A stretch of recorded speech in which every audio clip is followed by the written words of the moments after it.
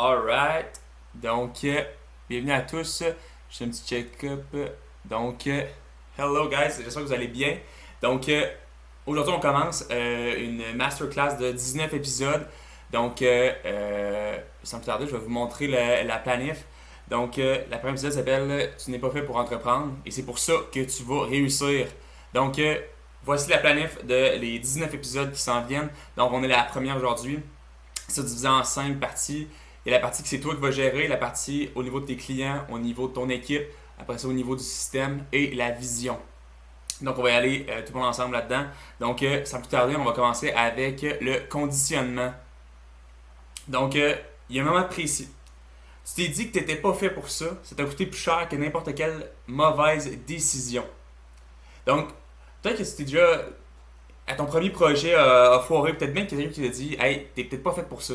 Peut-être que t'avais essayé de lancer une business, t'as fait de l'investissement, t'as investi ton temps, de l'argent, peu importe, t'en as parlé à du monde, finalement ça a échoué. Puis à partir de ce moment-là, t'as eu des feedbacks négatifs de gens qui t'ont peut-être dit hey, t'es peut-être pas fait pour ça finalement, puis tout ça. Puis ça t'a fait rouler dans ta tête que t'allais croire à cette chose-là, que t'étais pas fait pour ça.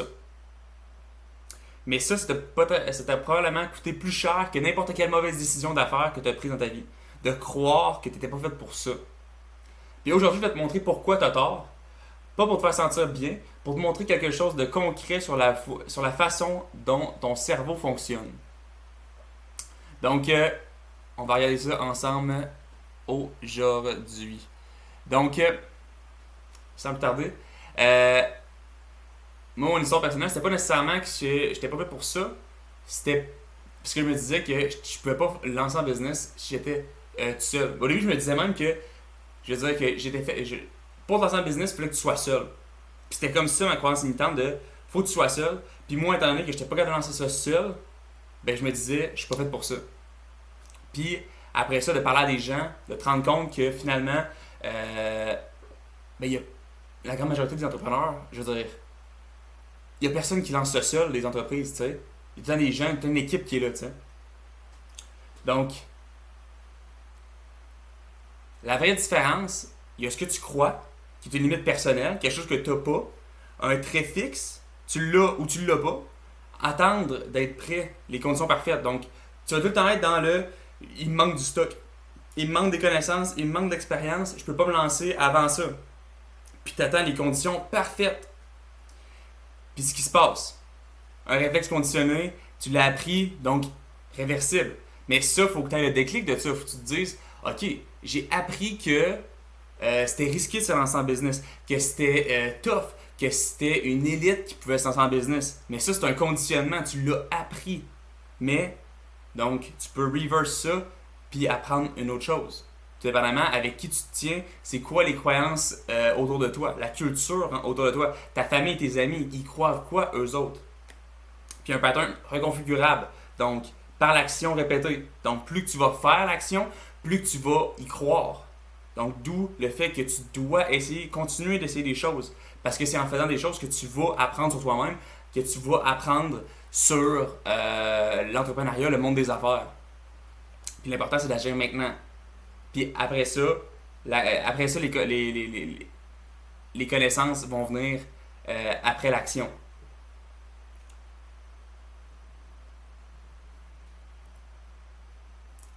Donc le même mécanisme s'applique à toi. Donc ça c'est le conditionnement de Pavlov. Comment ça se passait, c'est que Pavlov, lui, allait... en 1990, c'est Pavlov, il a fait une expérience qui est les plus importantes de la psychologie, qui a donné de la nourriture à des chiens, puis en même temps, il sonnait une cloche au même moment. Puis après quelques semaines, la simple cloche, sans nourriture, fait saliver les chiens. Puis c'est la même chose avec toi. Le cerveau associe des stimuli à des réponses émotionnelles. Pas parce que l'association est vraie, parce qu'on l'a vécu. Puis maintenant, applique ça à toi. Donc, tu as eu une idée business, puis ça n'a peut-être pas fonctionné une première fois, puis automatiquement après ça, le réflexe automatique c'est OK, hey, je suis pas fait pour ça. C'est l'association qui était faite. Mais c'est la même chose que le chien qui entend la clochette, qui associe cloche à nourriture, donc il salive. Mais c'est la même chose. C'est un conditionnement. Donc, tu peux le changer.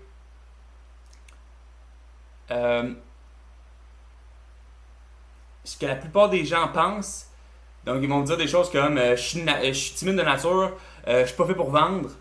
Puis ce qui se passe réellement, c'est juste un réflexe conditionné par des expériences spécifiques qui s'activent. Donc ça, la différence est énorme quand tu comprends que au final, c'est pas quelque chose que tu es, c'est quelque chose que tu crois. Puis quand c'est quelque chose que tu crois, tu peux le changer. Donc, un réflexe conditionné, c'est pas une vérité sur qui tu es. C'est encore une fois, c'est vraiment quelque chose que tu crois avec les choses que tu as vécues. Mais ça, il faut comprendre que c'est une croyance. C'est complètement. Ça n'a rien à voir avec toi, comment tu es. Donc, la distinction qui change tout. Le je puis le je suis.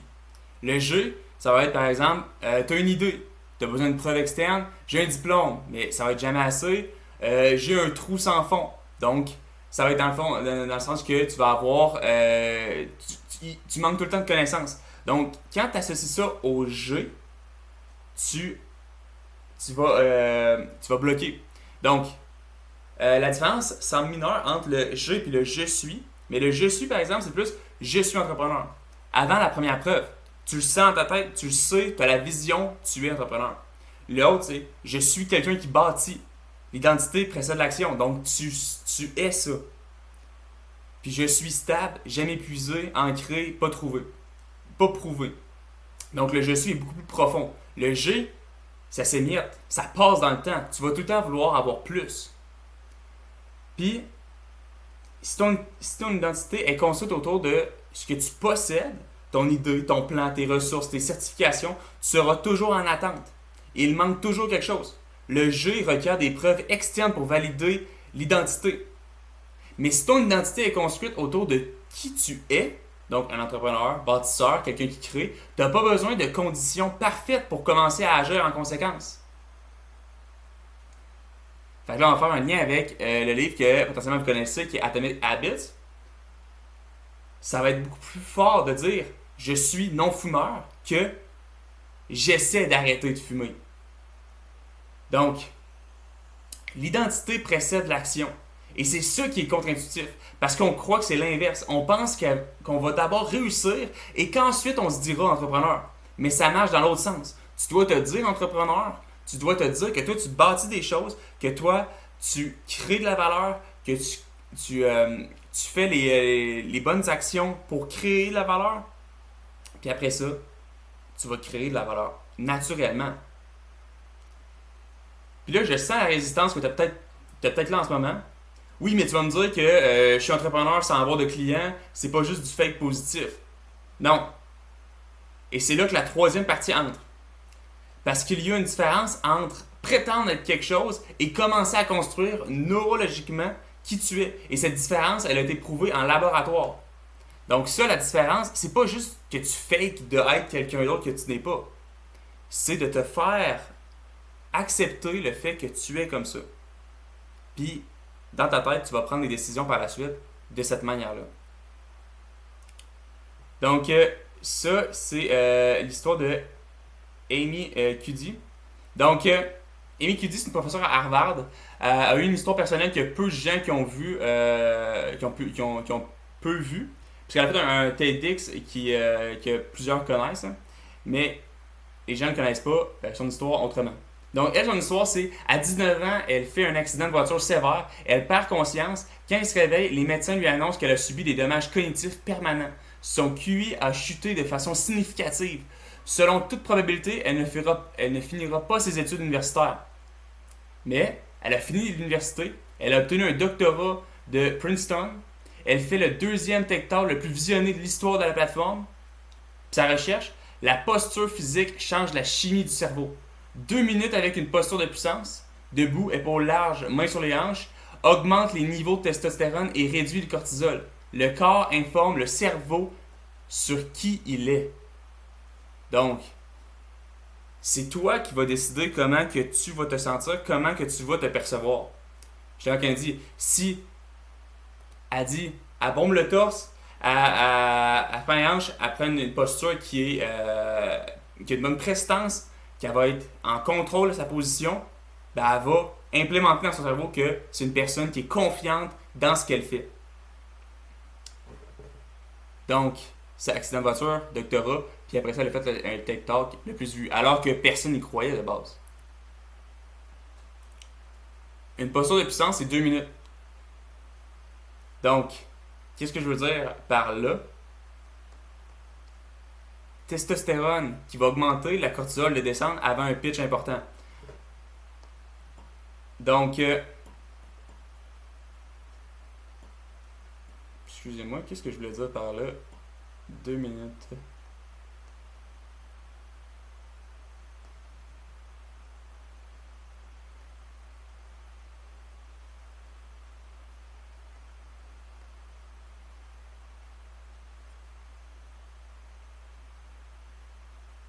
Ben écoutez,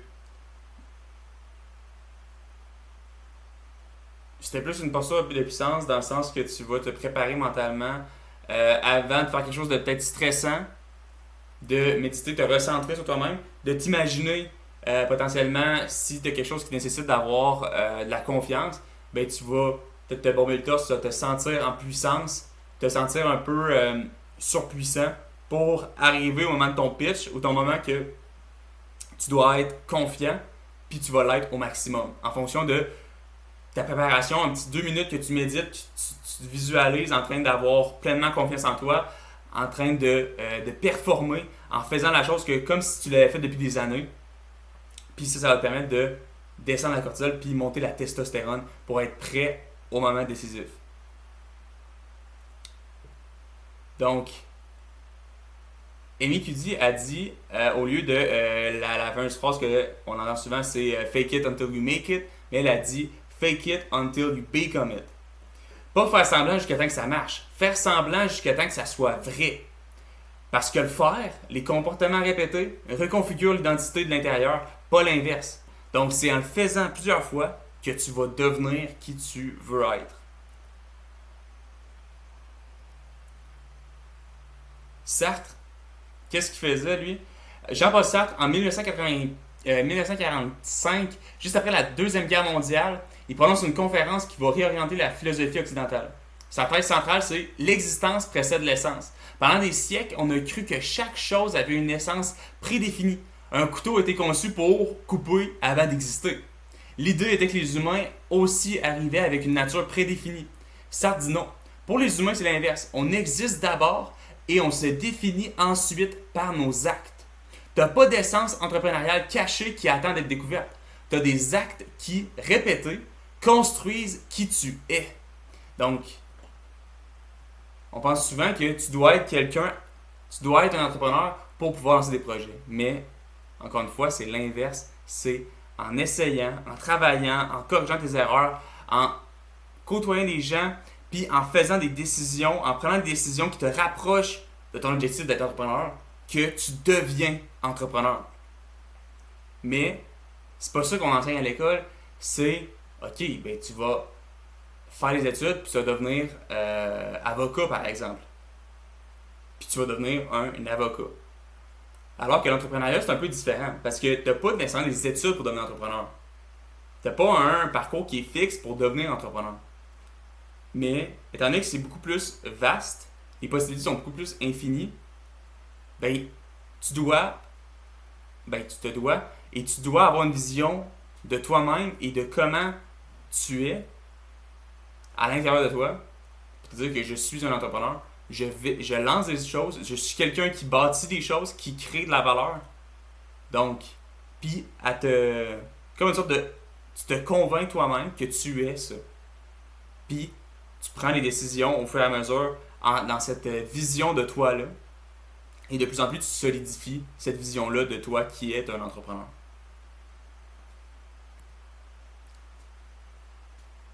Donc, le chemin est à l'inverse. Ce que tu as toujours cru. Tu as agi comme un entrepreneur. Le sentiment suit, pas l'inverse. Déclare-toi maintenant. Le cerveau se prépare en conséquence. Puis avance malgré la peur. Elle disparaît quand tu avances, pas avant. Donc, Ça, c'est une personne qu'on avait eu une conférence qui disait Life is hard. That's it, that's all. Pas besoin de spécial, no shortcut. La vie, c'est difficile. L'entrepreneuriat, c'est difficile. Tu vas te planter. That's it, that's all. Mais c'est pour ça qu'il faut que tu aies une vision hyper claire que ton identité, c'est que tu es un entrepreneur. Puis que tu n'as pas d'autre choix. Puis ça, c'est avec la pratique, en créant des projets, en prenant des risques, que tu deviens cette identité-là.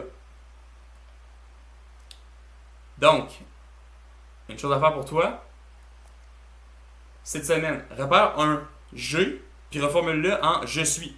Au lieu de dire j'ai pas assez d'expérience, le je de jamais. Tu vas jamais en avoir assez d'expérience au final. Puis tu le remplaces pour je suis quelqu'un qui apprend telle chose. Puis ça va t'ancrer dans le maintenant. Qu'est-ce que tu peux faire pour avancer vers tes objectifs? Donc, dire je suis quelqu'un qui apprend le code. Je suis quelqu'un qui apprend l'entrepreneuriat, qui apprend le networking. Donc, tu transformes le je qui va tout le temps t'ancrer beaucoup trop sur les choses qui sont éphémères, les choses qui vont jamais être assez pour toi, en quelque chose que tu es. Puis tu vas t'ancrer dans le présent, dans l'action. Donc, la semaine prochaine, on va parler de l'échec et pourquoi tout le monde le comprend à l'envers.